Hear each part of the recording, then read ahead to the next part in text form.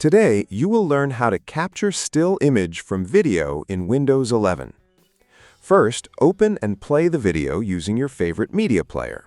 A simple option is the built-in media player. Just right-click your video, choose Open With, and select Media Player. Now, play the video and pause it exactly where you want to capture the image.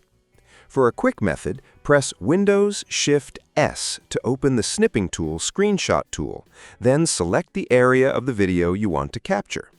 The screenshot will open in Snipping Tool, where you can quickly check your captured image. If you want to edit it, click Edit in Paint, or simply press Ctrl-S to save it. Choose the folder where you want to save the image, give it a name, and select PNG for good image quality, then click Save. Another option, if you're using VLC Media Player, is to pause the video on the exact frame you want. You can also press E to move forward one frame at a time and find the exact frame before capturing it.